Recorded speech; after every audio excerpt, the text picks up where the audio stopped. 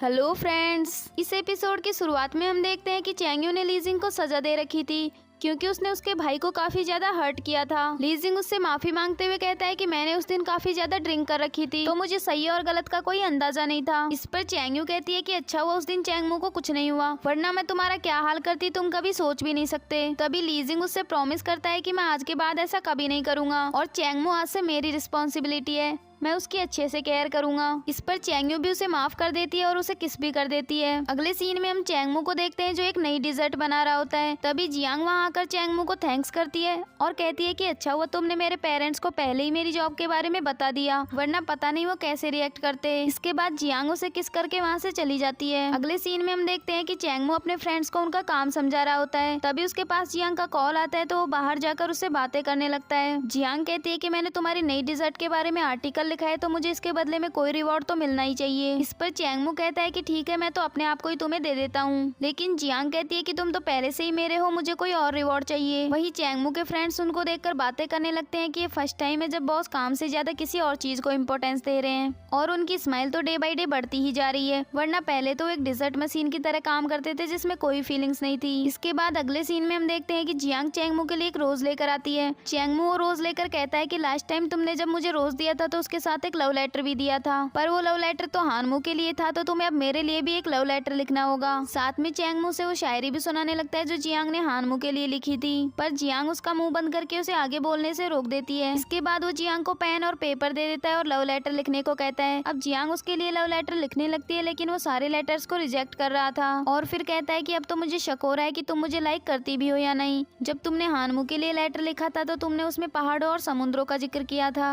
इस पर जियांग उसे चिढ़ाने लगती है कि तुम उससे फिर से ज्वेलस हो रहे हो। वही दूसरी और हम यान को देखते हैं जो पार्ट टाइम जॉब करने के लिए जा रहा होता है। तभी हानजिंग उसके पास आकर कहती है कि तुम इतना ज्यादा हार्ड वर्क क्यों कर रहे हो, मुझे पैसे वापस लेने की कोई जल्दी नहीं है और अगर तुम ना भी दो तो भी चलेगा। इस पर यान कहता है कि मैं तुम्हें जितना जल्दी हो सके तुम्हारे पैसे वापस दे दूंगा, तो अब प्लीज मेरे पीछे मत आना। इसके बाद नेक्स्ट मॉर्निंग का सीन दिखाया गया है जहाँ बाईबिन आकर चैंगमू को बताता है कि एक ब्लॉगर है जिसके मिलियंस में फॉलोअर्स हैं, वो हमारे स्टोर के बारे में र्यूमर्स फैला रहा है। उसने लाइव स्ट्रीमिंग में कहा कि हमारे स्टोर को बनाने में किसी और का सपोर्ट है। इस बात से चैंगमू को तो कोई फर्क नहीं पड़ा, लेकिन उसके फ्रेंड्स को काफी बुरा लगा। वहीं दूसरी और चैंगयू भी ये न्यूज देख लेती है। तभी उसकी असिस्टेंट उस ब्लॉगर के बारे में बताती है कि वो अटेंशन पाने के लिए कुछ भी कर सकता है, काफी सारी कंपनीज तो उसकी वजह से ब्लॉक भी हो गई। इस पर चैंगयू से कहती है कि इस ब्लॉगर के बारे में और ज्यादा डिटेल्स पता करो और साथ में इन सारी न्यूज को इंटरनेट से डिलीट भी करवा देना। अगले सीन में हम देखते हैं कि वो ब्लॉगर लाइव स्ट्रीम में बोल रहा होता है कि उस डिजर्ट को बनाने में चैंगयू का सपोर्ट था और चैंगयू ने अपनी ही कंपनी के आर्टिस्ट लीजिंग को अपना बॉयफ्रेंड बनने के लिए फोर्स किया है। साथ में वो चैंगमू की मेंटल इलनेस के बारे में भी सबको बता देता है। जैसे ये न्यूज पब्लिक होती है तो काफी सारे लोग उनके स्टोर के बाहर आकर इकट्ठे हो जाते हैं। चैंगमू के फ्रेंड्स उनको रोकने की कोशिश भी करते हैं, लेकिन एक लड़की उनकी नजरों से बचकर स्टोर के अंदर आ जाती है और कहती है कि चैंगमू की वजह से उसके पेरेंट्स की डेथ हो गई क्योंकि वो उन पर बर्डन था।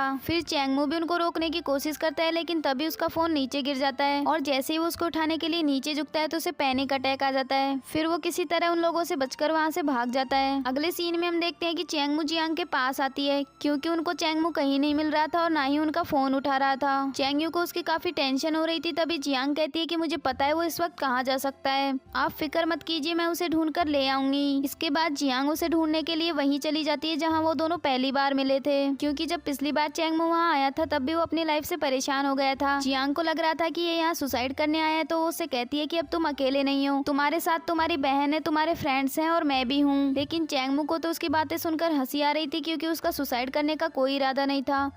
फिर जियांग उसके पास जाकर रोते हुए उसे हक कर लेती है तो चैंगमू कहता है कि मैं तो यहाँ सिर्फ ब्रेक लेने आया था। इसके बाद वो वहाँ से चैंगयू के घर जाते हैं, लेकिन चैंगयू उससे काफी नाराज थी। चैंगमू उसके पास आकर उसे सॉरी बोलता है और कहता है कि मैं आज के बाद बिना बताए कभी नहीं जाऊंगा। इस पर चैंगयू कहती है कि तुम पिछली बार भी वहाँ सुसाइड करने गए थे, तुम्हें क्या लगा कि मुझे पता नहीं है, मैंने तो बस तुमसे इसलिए कुछ नहीं कहा था क्योंकि जब तुम वापस आए थे तो काफी होपफुल लग रहे थे। फिर रोते हुए कहने लगी कि प्लीज आज के बाद कभी ऐसा करने की सोचना भी मत। इसके बाद जियांग वहाँ जाकर चैंगमू से घर चलने को कहती है। अगले सीन में हम देखते हैं कि चैंग और लीजिंग उस ब्लॉगर को मिलने के लिए बुलाते हैं। उन्हें ये पता लग चुका था कि वो ये सब किसी और के कहने पर कर रहा था, क्योंकि उसकी बेटी को कैंसर था और उसको पैसों की जरूरत थी।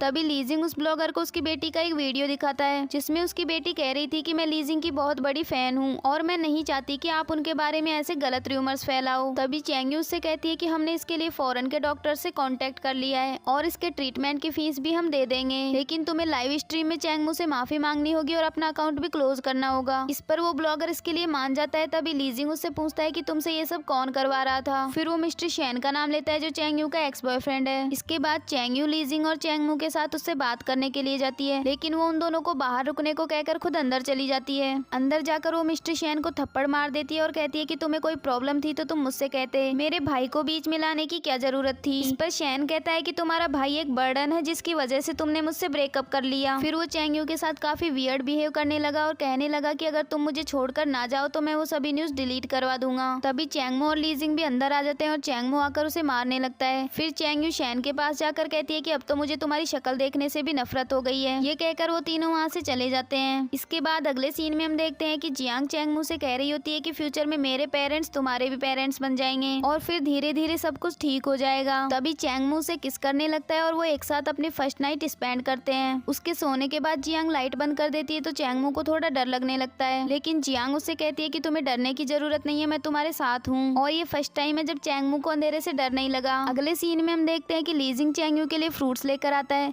लेकिन तभी चैंग को वॉमिटिंग होने लगती है। लीजिंग ये देखकर काफी खुश हो जाता है क्योंकि वो अब डैड बनने वाला था। अगले सीन में हम देखते हैं कि चैंग लीजिंग से कह रही होती है कि मैं अभी बेबी के लिए तैयार नहीं हूँ, पर लीजिंग उसे अपनी प्रॉपर्टी के पेपर देते हुए कहता है कि मैं तो इसके लिए कब से तैयार था और अब तुम भी मुझसे शादी करने के लिए तैयार हो जाओ। मैंने तुम्हें जब पहली बार देखा था मुझे तो तुमसे तभी प्यार हो गया था। और इसके बाद चैंग भी उससे शादी करने के लिए मान जाती है। वहीं दूसरी ओर हम चैंग को देखते हैं जो आज काफी दिनों बाद स्टोर आया था और उसके फ्रेंड्स उसे देखकर काफी खुश हो जाते हैं। इसके बाद चैंग अंदर जाकर एक लाइव स्ट्रीमिंग करता है और कहता है कि मैं मेंटल इलनेस का पेशेंट हूँ। जब मैं 13 साल का था तब मैं अपने टीचर से मिला जिन्होंने मुझे मेरे जैसे काफी सारे लोगों से मिलवाया और अब मुझे अपने स्टोर के लिए ऐसे एम्प्लॉयज चाहिए जो मेंटल इलनेस के पेशेंट हो, क्योंकि मैं उन्हें भी काम करने का एक चांस देना चाहता हूँ। वहीं जब चैंग और लीजिंग उसकी ये स्पीच सुनते हैं तो काफी खुश हो जाते हैं और चैंग लीजिंग से कहती है कि तुमने इस प्रॉब्लम में हमारी काफी हेल्प की है, तो बताओ तुम्हें क्या रिवॉर्ड चाहिए। तभी लीजिंग एक रिंग निकाल कर उसके हाथ में पहना देता है और कहता है कि तुम लाइफ टाइम मुझसे ऐसे ही प्यार करती रहो, मुझे बस यही रिवॉर्ड चाहिए। अगले सीन में हम हानजिंग को देखते हैं जो यान से कहती है कि मैं अब्रॉड जा रही हूँ क्योंकि मेरा नया सेमेस्टर शुरू हो रहा है। इस पर यान कहता है कि अगर तुम चली जाओगी तो मैं तुम्हें तुम्हारे पैसे वापस कैसे दूंगा। ये सुनकर हानजिंग गुस्से में कहती है कि तुम अब भी मुझसे ज्यादा पैसों को इम्पोर्टेंस दे रहे हो, तुम मुझे लाइक करते भी हो या नहीं। इस पर यान उससे पूछता है कि तुम वापस कब आओगी। हानजिंग बताती है कि अब मैं अगले क्रिसमस पे ही आऊंगी। तभी यान कहता है कि मैं तुम्हें हर मंथ तुम्हारे पैसे ट्रांसफर कर दिया करूंगा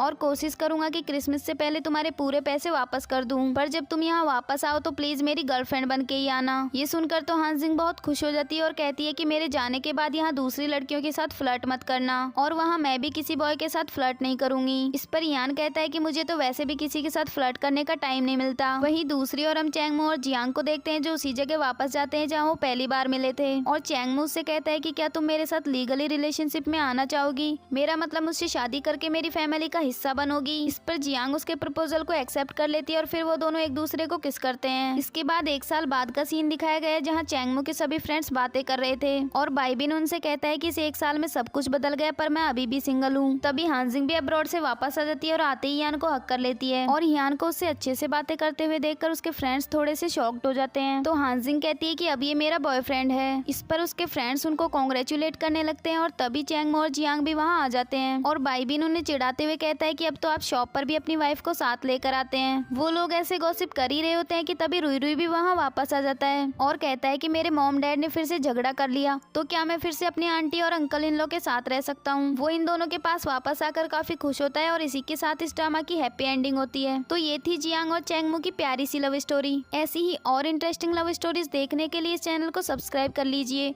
और आपको ये सीरीज कैसी लगी कमेंट में जरूर बताना। Thanks for watching.